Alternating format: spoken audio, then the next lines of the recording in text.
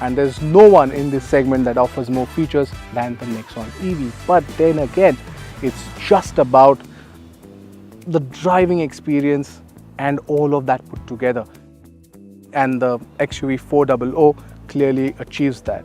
Now, yes, it has the outdated cabin, and that has been Mahindra's Achilles heel, but that has not stopped the XUV400 from winning this duel.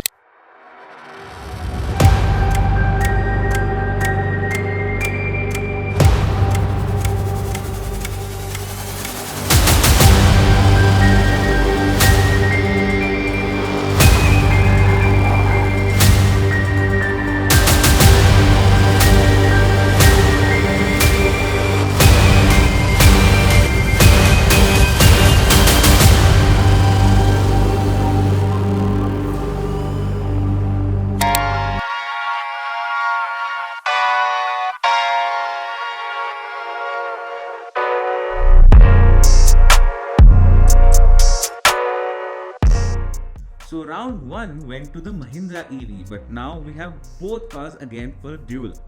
Why? Because the respective car makers have updated the cars. Is the challenge between the two more black and white this time around?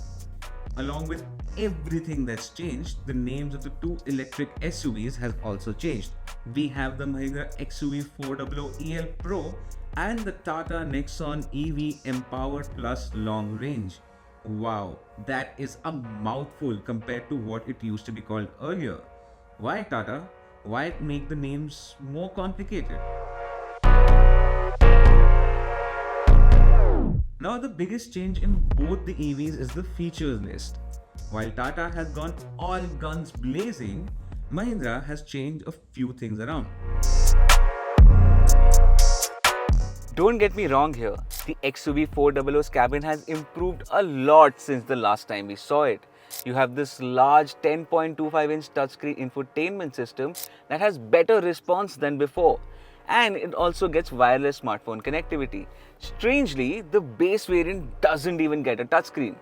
You also have this crisp and detailed 10.25-inch digital instrument cluster, but the Nexon EV just trumps it. In the Nexon EV, you get this slick 12.3-inch touchscreen, but that's only reserved for the top spec variants, unfortunately.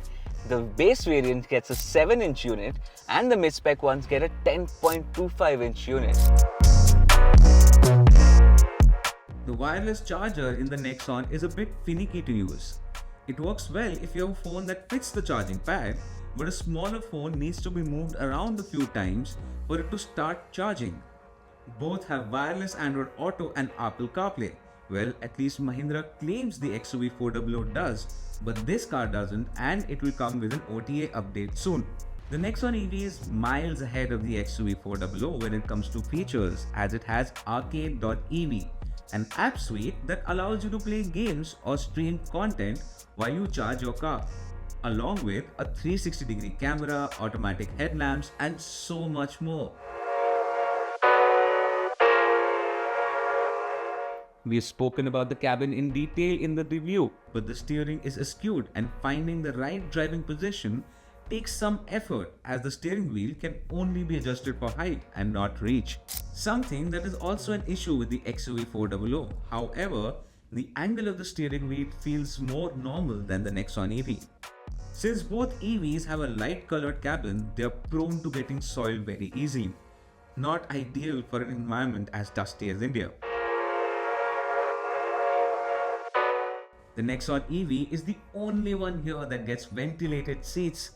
We would have preferred a better position for its controls though, as right now it seems like the feature was an afterthought.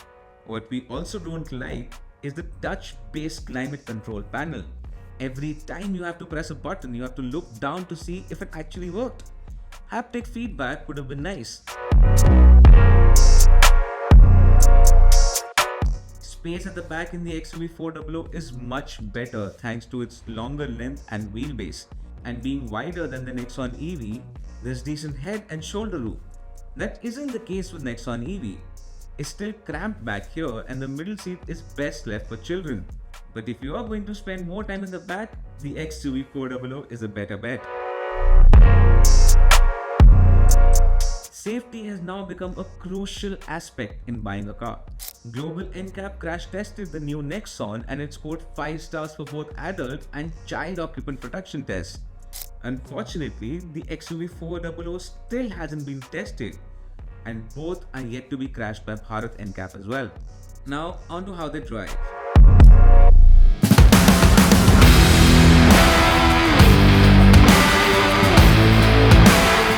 Power delivery on the Nexon does not come in a burst, rather spurts. And while there is a slight delay of that during initial acceleration, it picks up as the speed goes up. So you might not enjoy the instant top feel here, but it's curtailed, and for good reason. Things are not quite the same in the XUV400 though. The XUV400 just loves spinning its wheels in the fearless mode. The adrenaline junkie in you will love the way it accelerates. But the wheel spins are bad for energy consumption as well as the tires. But it's just so much fun.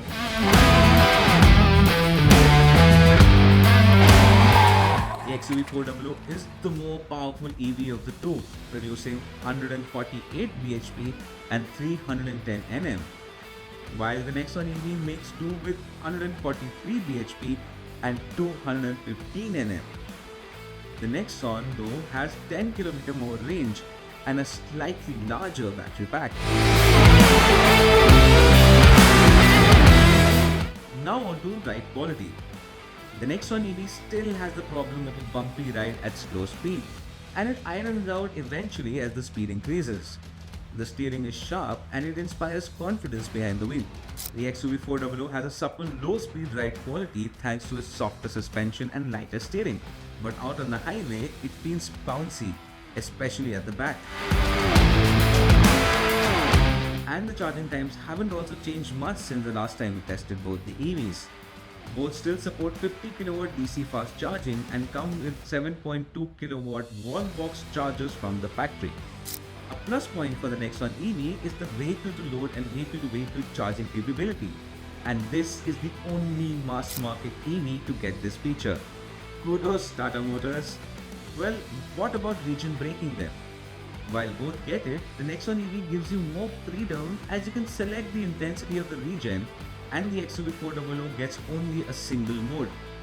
An issue with the Nexon EV's regen mode is that it's not linear when braking at slower speeds, and it doesn't bring the EV to halt, which the XUV400 manages with its regen braking.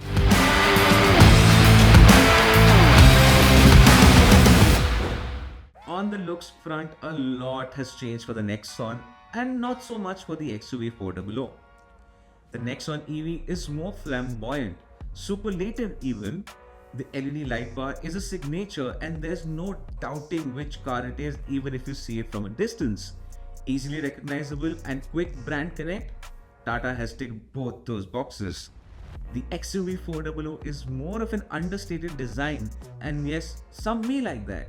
The copper accents look good but don't enhance the overall look. Which one do you prefer? Let us know in the comment section. Now the most important bit. The XUV400 starts at 15,49,000 rupees and goes up to 17,69,000 rupees. And the Nexon EV starts at 14,49,000 rupees and goes up to 19,29,000 rupees. While the XUV400 is cheaper at the lower end, the Nexon EV is costlier. But for that price, you get so much more. But the Nexon EV wins on fronts like the plethora of features it offers, the bigger battery, the longer range, and the design, making it the winner of the Duel this time around.